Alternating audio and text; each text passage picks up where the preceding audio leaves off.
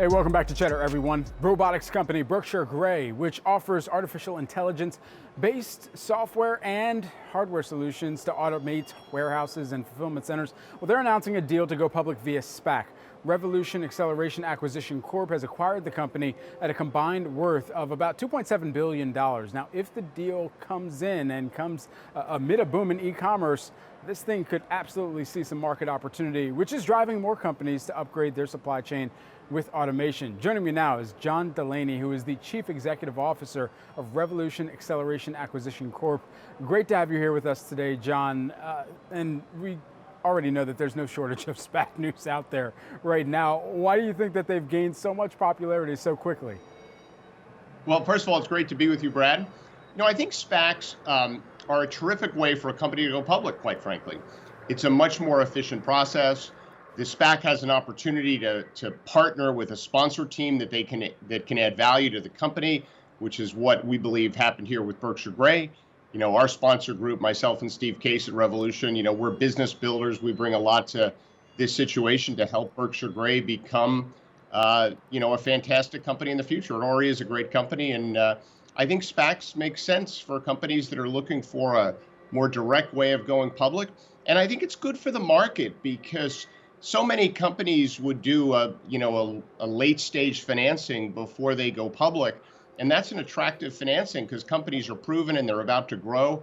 And now we see those opportunities in the public market. And it's a good opportunity for investors. Certainly. A lot of people recognize the name Steve Case that you just mentioned, former CEO of AOL.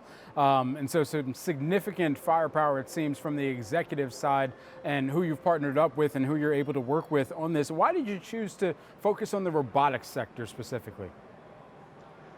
Well, what we're really focusing on here is the e-commerce market because e-commerce, as we know, is exploding.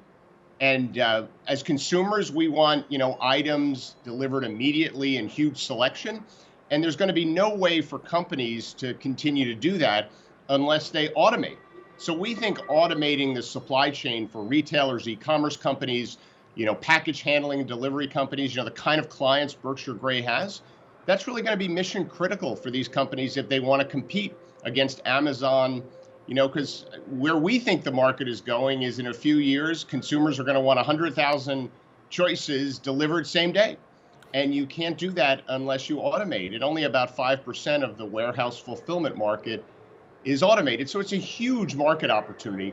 And Berkshire Grey has the best solution in our judgment. These AI-enabled robotics solutions, these fully integrated solutions, really solve this problem for the retailers and e-commerce companies.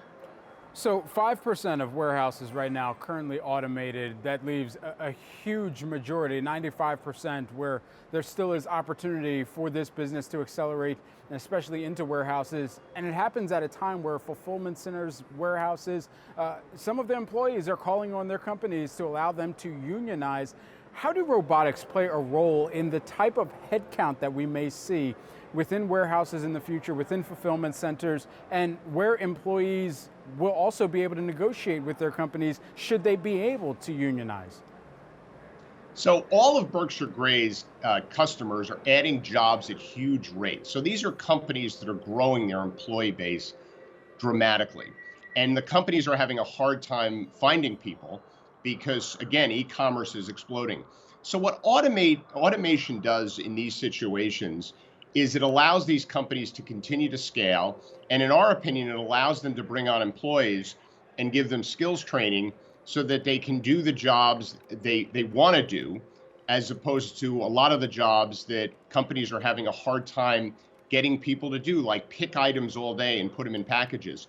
So we think this is ultimately very positive because it puts the companies in a situation where they're having a hard time getting people to begin with. They can bring in people, do skills training, and put them into positions where you need better skills and where better wages are available. So we think it's positive in that regard. Now, where does automation leave small businesses that don't have the cash on hand to invest in this, that are still trying to just navigate the pandemic and make it through to the other side, where you've got large enterprises that can say, all right, we're going to throw some cash at this because this is an investment in productivity and accelerating the delivery and logistical efforts that are burdensome for them right now, quite frankly, considering the amount of orders that they are seeing. And so when does this become affordable so that the smaller guys and girls out there and men and women can run their businesses and also have those same advantages of automation should they choose to do so? It's a great question, Brad. I mean, listen, we're all for small businesses and entrepreneurs. Steve Case's platform Revolution, which I've partners with, has invested in over 200 companies around the country. So we're very positive on entrepreneurship and small businesses. What's great about Berkshire Grey is these solutions allow smaller companies to compete. And Berkshire Grey right now is selling to a lot of very big kind of customers, these anchor customers, some of the largest retailers and e-commerce companies in the world. But they also have a product that's called Robotics as a Service. So you don't have to buy a big expensive system up front. You can buy their solution as a service where you just pay an ongoing fee and Berkshire Grey will install the system and maintain it. And you just pay an ongoing fee as opposed to a big capital expenditure. So we actually think these solutions are going to really empower a lot of companies to compete. For us, it's all about making sure companies can compete against Amazon. Small businesses can compete against big businesses. And Berkshire Grey's really thought through their business model so that they have solutions for big companies and they have solutions for smaller companies, and a way for smaller companies to access these state-of-the-art market-leading robotic solutions in a way that's affordable for them. So we actually think small businesses automating their fulfillment capability is a huge market opportunity for Berkshire Grey, and it'll start leveling the playing field with some of these big companies. Just lastly, while we have you, I'd be remiss if I didn't ask a politics question as well, given that you were in the running at one point for President Biden's current job, and we've seen President Biden, even in the early weeks and month into his administration, roll out executive orders, announce initiatives. What would you say, as of right now, is the most mission-critical initiative for President Biden and the broader Democratic Party right now as they hold the balance of power in Washington? What is the most mission-critical initiative for them to try and solidify and encourage their base that there is progress being made? So obviously getting the COVID relief package done, I think, is the top priority for the Biden administration, as it should be, because the American people need a lot of relief in a whole variety of ways. Even though the markets have been strong, we know a lot of Americans are still struggling. So we need money to ensure the vaccinations continue to get rolled out, to stand up our public health infrastructure, to help schools reopen because they have to reopen, so and to give people direct relief payments. So that's obviously job one. And I think the administration is very focused on that and doing a good job. But the rest of their agenda, I think, is terrific. They're going to do infrastructure, particularly with a focus on clean technology and sustainable infrastructure. So I think their infrastructure bill is going to very much have a kind of a sustainability theme to it, which is, we all know we need that. I'm a huge supporter of that. I think they're focused on doing things to help workers, minimum wage, earned income tax credit. And then we got to do some things to just improve our democracy, voting rights, et cetera. So these are things that this administration is focused on, and I'm supportive of it. But again, I think a lot of what the administration is doing is actually pro-business and pro-jobs.